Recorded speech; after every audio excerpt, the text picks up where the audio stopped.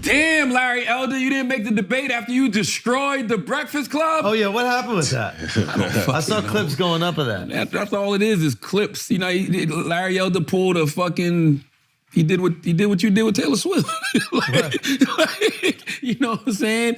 But I mean, I'm not mad at it. I understand the game. You're saying he spoke the truth? He spoke truth to power? Is that what you're saying? He said, let me see, what was the clip? Swifties Unite? Pull a clip up. Pull it up. In my opinion, there was a lot of deflecting. Like, you guys were giving him straight questions, and instead of answering the questions, he was just saying, "Oh, but look at what this side is doing." But Alex, you actually watched the interview. So being that goddamn Taylor, you love using Twitter as a search engine. Yes, it is Twitter. Oh, Instagram. Yeah, this is still a search engine. Well, see, this is interesting. No, you know what?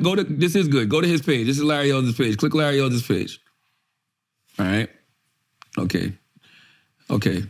So he's been doing this all weekend, posting, videos, reaction videos. Larry Elder destroys the Breakfast Club. Listen, any Republican that comes on a left, people think what people consider a left-leaning platform, because I don't think Breakfast Club is left-leaning because I'm not part of the left.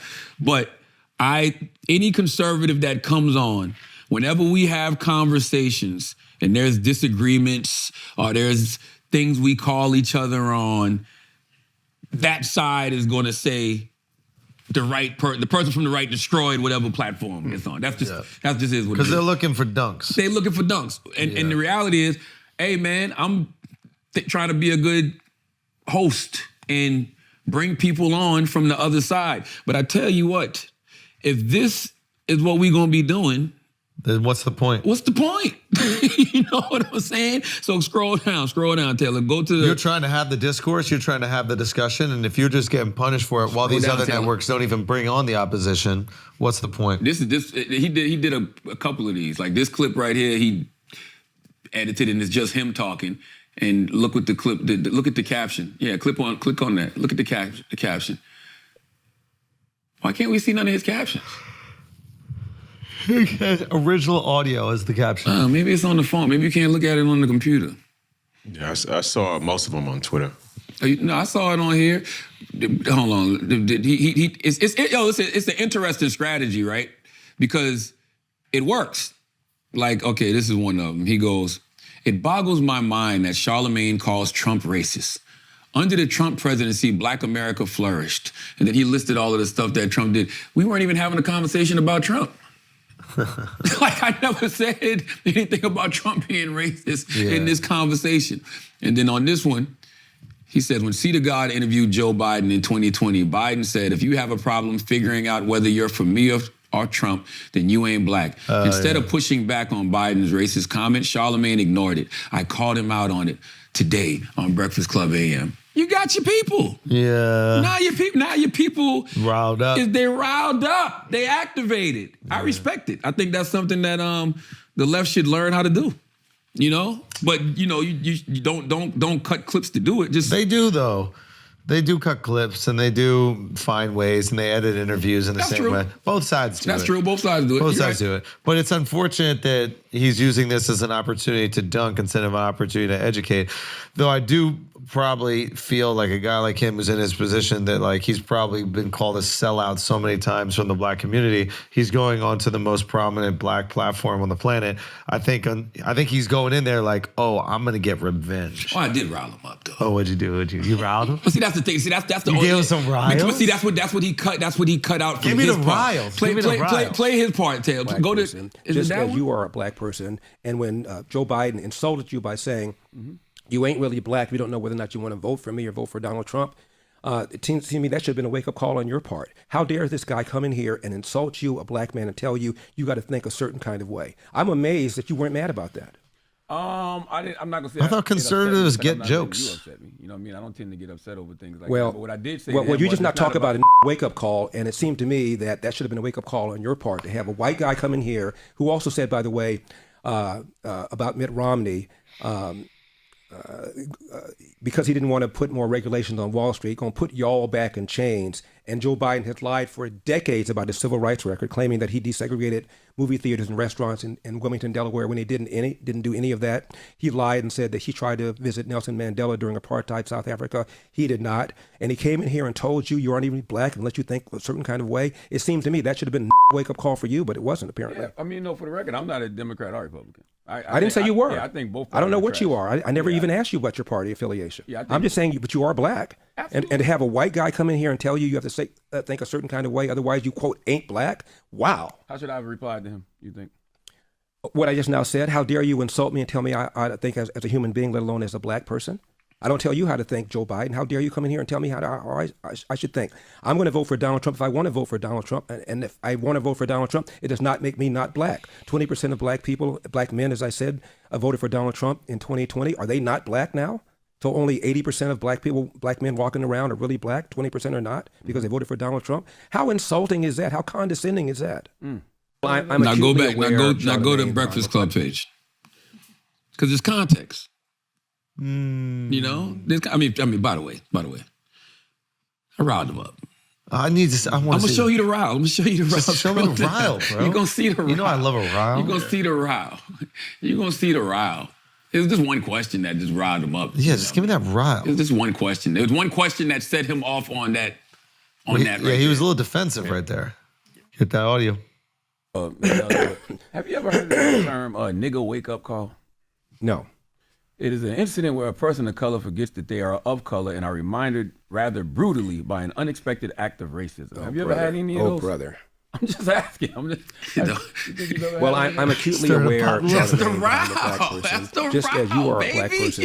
And when That's Joe the Biden He had to insulted take a you by sip of saying, water. you ain't really black, you Oh, know, bro. that you want to vote for me. Stir the whole coat. But then go to the end. There's another question. How Well, not dare a this guy question. come in I want you about to hit. There's an But I end tell you, part. if you have a problem figuring out whether you're for me or Trump, and you ain't black. It don't have nothing to do with Trump. It has to do with the fact I want something for my community. I would love to see. Take a look at my record, man. I'm not gonna say it upset me. It boggles me that people act like I literally saw somebody leave a comment Well, that you goes, just not talk about a nigga when wake up Joe call. Biden and said it that to seems me Charlamagne, that he that just should have been a wake-up giggles. call on your part to have a white guy come in here. giggle? How should I I reply would to have him? giggled. It's a funny line. What I just now said, how dare you insult me and tell me I think as a human being, let You alone can't as a black fast forward on person? Instagram? I don't tell you how to think, Joe But Biden. why is How he dare so you come in here and triggered? tell me how Like, I should think. I don't know, it I'm seems gonna like- vote for triggering Donald person, Trump. so- No, but he's Donald triggered. Trump. Like he was so triggered by what Biden said. Go to He the goes, how end. dare you insult me, et cetera. It's like Biden's obviously being facetious. Schulz, he wasn't triggered. Who, Larry? This was him seeking a moment. We just had this conversation yesterday. Oh, so 'Cause he went in there and he was like, I'm going to get my clip where I wrote Charlamagne. Because out of the whole hour-long conversation, yeah. this is what people say Larry Elder destroyed the Breakfast Club. To me, this is just his opinion. He had an opinion of Joe Biden's clip. Like, it's not like we were debating a actual legislation or, debating a policy. This is just an opinion. Yeah. Go to the end, though, because the end is very important, because this is what he clips.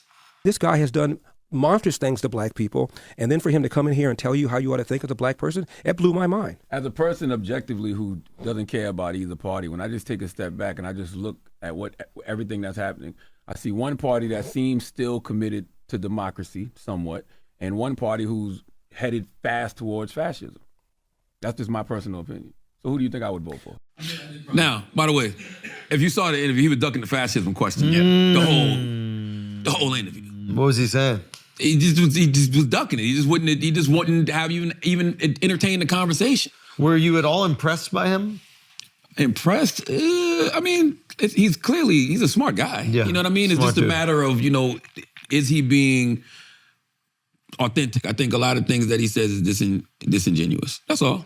You know what I mean? But it's because he's not a politician. He's a radio personality, TV personality. He is his audience, and author. that's how he makes money. That's it. Yeah. That's it. That's all. It's just simple as that. He's entertaining. That's what Larry. Yeah. But he's learned to answer like a politician. And that's the thing I hate. It's like when you're trying to have a discussion with a lot of these politicians, they just redirect and have their talking points, and it's like you can't even really have a conversation. Well, right now he's threatening to sue the RNC after the RNC excludes him from what he calls a rigged Republican presidential debate And what's so interesting, I asked him about that in this conversation because I read an op-ed that he wrote about the RNC and how they have a rigged system. And, I said to him, hey, man, because, he doesn't believe systemic racism exists. So let's just take racism out of it and let's just talk about systems. So he says that this is a rigged system. So I'm like, well, sometimes no matter how hard you work, those systems will get you, right? And what did he say to that? He was like, he caught himself because he realized, so he caught himself and then he goes, but I'm going to work hard. I'm actually about to post that clip right now. But the point is, it was entertaining, man. It was a good conversation. It was a good convo. And I'm going to keep having conservatives I was about to say that. It's great that you do that. I think it's important for the discourse because if not, people will get too polarized. And then that situation that Biden was talking about will happen, where black people feel like they don't have another option but to be one way. And I think you get the most for black people when there are black people on both sides of the aisle that are fighting for something. Yeah. And also, too, just as a like, sorry to interrupt you, but like, if the politicians have to fight for you to come to their side, they'll be willing to offer more. If they know that you're a guaranteed Democrat, they don't have to do anything. Absolutely. Where are you going? Absolutely. So it's great to see black people at least expressing interest on both sides, because make these motherfucking Democrats do some shit for y'all. Absolutely. And make these fucking Republicans do some shit instead of promising all this stuff and doing absolutely fucking nothing. And it would be insane for Republican candidates not to come through the Breakfast Club at a time like this, because when you look at the GOP candidates, look at these 8 people. Like, regardless of whether or not they're Republicans, this is a very diverse goddamn 8 that they got up there. You got Tim Scott, he's a black man. You got Nikki Haley, she's a woman. You got Vivek Ramsey, he's an Indian. You got Mike Pence, You got Chris Christie, he's obese. Yeah. You know what I'm saying? Yeah. Like, you have a very diverse field. Yeah. Ron DeSantis is Satan. Like, you have a lot of different... a lot of different people, That's bro. what I'm saying. You got a lot of different people. Yeah. And they all should pull up.